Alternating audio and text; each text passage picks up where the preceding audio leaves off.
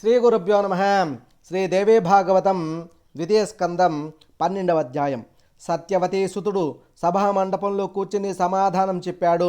చిరంజీవి, జనమేజయ, అతి రహస్యము, అత్యద్భుతము ఒక పురాణం చెబుతున్నాను, శ్రద్ధగా ఆలకించు. శుభప్రదమైన భాగవతం ఇది.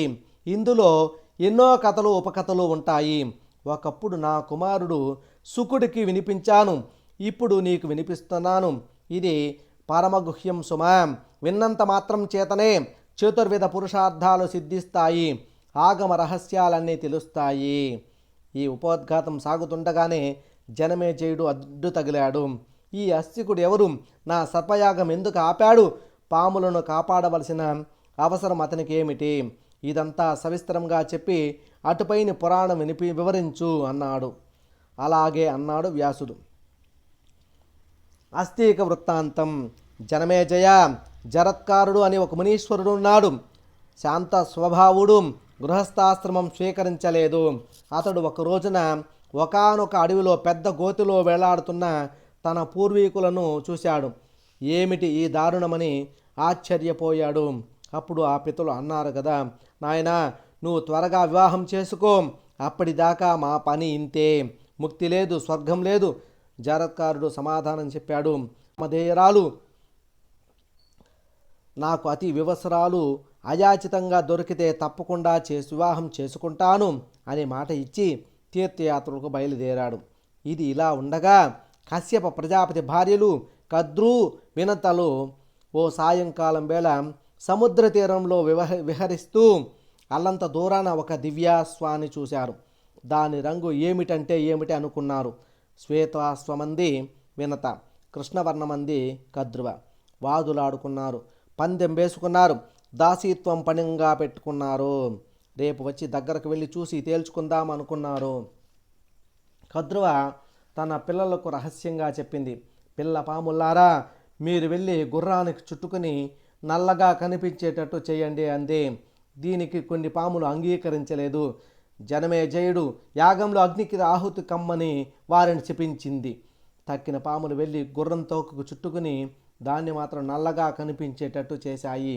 తోడి కోడళ్ళు వెళ్ళి చూసేసరికి తోక నల్లగా కనిపించింది.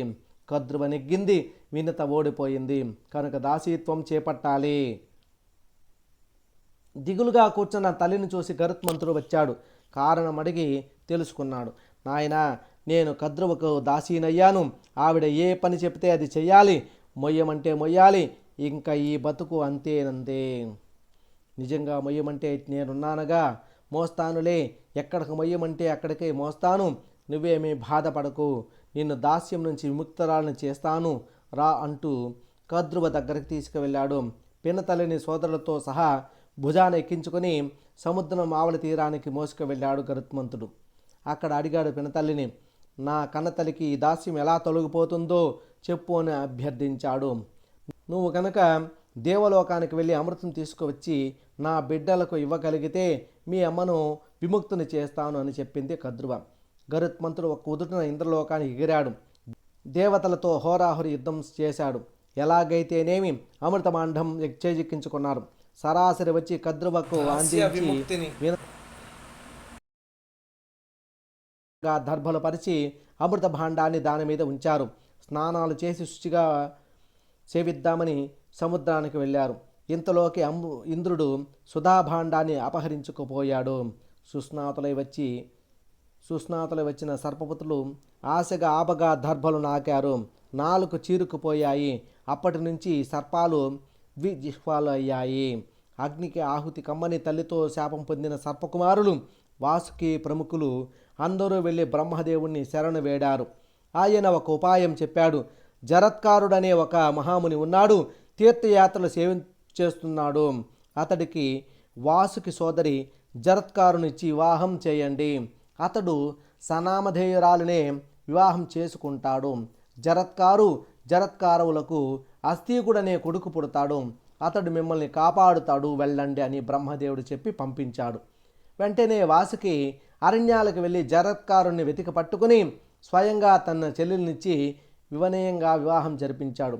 నాకు అప్రియం చేసిందంటే చాలు, వదిలేస్తానని నియమం పెట్టి జరత్కారుడు ఆమెను స్వీకరించాడు. పర్ణశాల కట్టుకుని కాపురం పెట్టాడు. సుఖంగా సంసారం సాగుతోంది.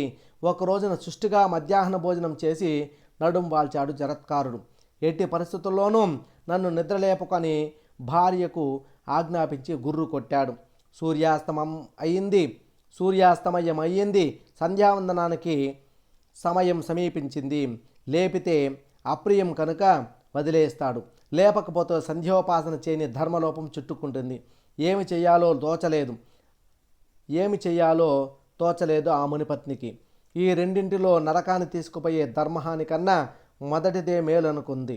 అంతగా వదిలేస్తే మహా అయితే మరణిస్తాను, అంతే కదా, పర్వాలేదు అనుకుని భర్తను నిద్రలేపింది. సంధ్య ఈ వేళ అయ్యింది, లేవండి అంది. లేస్తూనే మండిపడ్డాడు జరత్కారుడు. నిద్రలేపే ఇంత అప్రియం చేస్తావా? నిన్ను వదిలేసి నేను పోతున్నాను, నువ్వు నీ సోదరుడి ఇంటికి పో అన్నాడు. భయంతో వణికిపోతూ ఆమె అన్నది కదా, మా అన్నగారు ఏ ఫలం కోరి నన్ను నీకిచ్చి వివాహం చేశాడో అది మరలా నెరవేరుతుంది అని రవంత సిగ్గుపడుతూ నుంచుంది. చీకు చింత లేని జరత్కారుడు గుమ్మం దాటపోతూ క్షణం ఆగి ఈ సందేహానికి సమాధానంగా తదస్తి అనేసి వెళ్ళిపోయాడు. తదస్తి అంటే అది ఉంది. మునికాంత వాసుకి ఇంటికి వచ్చేసింది. ఏమిటి విషయం అని అన్నగారు అడిగితే తదస్తి వరకు చెప్పింది. వాసుకి సంతోషించాడు. జరత్కారుడు సత్యసంధుడు కనుక అతని మాటను విశ్వసించి సోదరిని లాలనగా చూసుకున్నాడు. తర్వాత కొంతకాలానికి సోదరి ప్రసవించింది. మగబిడ్డ పుట్టాడు. అతడే అస్తీకుడు. జనమేజయ, తల్లివైపు బంధువులను కాపాడుకోవడం కోసం అస్తీకుడు వచ్చి నీ సర్పయాగాన్ని ఆపించేశాడు. ఈ యాయావర కులీనుడు వాసుకి మేనల్లుడు అయిన ఆ మునిబాలుడి కోరికను నువ్వు మన్నించడం నువ్వు చేసిన గొప్ప పుణ్యకార్యం. సరే నాయనా, భారతమంతా విన్నావు, అయినా మనశ్శాంతి కలగలేదు. నీ తండ్రికి దుర్గతి తొలగి సద్గతి లభించలేదు. అందుచేత సువిశాలంగా సర్వాంగ సుందరంగా భక్తి ప్రపత్తులతో దేవి ఆలయం కట్టించు. నీ సకల వాంఛితాలు సిద్ధిస్తాయి. భక్తితో గనక నిత్యం పూజిస్తే ఆ శివాని నీ వంశాన్ని వృద్ధి పొందిస్తుంది, నీ రాజ్యాన్ని స్థిరపరిచి రక్షిస్తుంది. విధి విధానంగా దేవి యజ్ఞం చేసి శ్రద్ధగా దేవీ భాగవతం విను. నవరసాలతో వినసంపుగా ఉండే ఆ దివ్య పురాణాన్ని నీకు వినిపిస్తాను. తరిద్దువు గాని ఇంతకన్నా వినదగిన పురాణం మరొకటి లేదు. ఇంతకన్నా ఆరాధించదగిన దేవత లేదు. నా శ్రోతవ్యం పరం చ సత్పురాణం విద్యతే భువి నారాధ్యం విద్యతే రాజన్ దేవి పాదాంబుజాధృతే. జనమేజయ, ఎవరి హృదయంలో జగజ్జని ఇష్టపడి ప్రేమతో నివసిస్తుందో నిజంగా వారి జన్మ ధన్యం. దేవిని ఆరాధించకపోవడం కన్నా ఈ ప్రపంచంలో దుఃఖం లేదు. ఆరాధించని వారంతా దుఃఖబాగులే. బ్రహ్మాదులే భక్తితో అర్చించే దేవి పాదపద్మాలను ఆరాధించననే మనిషి ఉంటాడని నేను అనుకోను. శ్రీమద్దేవి భాగవతం శ్రద్ధగా విను, నీకు మనశ్శాంతి లభిస్తుంది. నీ పితృదేవతలు తరించి శాశ్వత పుణ్యలోకాలు పొందుతారు. ఇది శ్రీదేవి భాగవతం ద్వితీయ స్కందం 12వ అధ్యాయం సమాప్తం. శ్రీమాత్రే నమః, జగన్మాత్రే నమః. ఓం నమో భగవతే వాసుదేవాయ నమః. ఓం నమః శివాయ. అందరికీ నమస్కారం. ఈ 12వ అధ్యాయంతో ద్వితీయ స్కందం కూడా పూర్తి అయింది. ఇక తరువాత తృతీయ స్కందం తర్వాతి భాగంలో మనము ప్రారంభిద్దాము. ఈ 2 స్కందాలను భక్తి ప్రపత్తులతో విన్న అందరికీ కూడా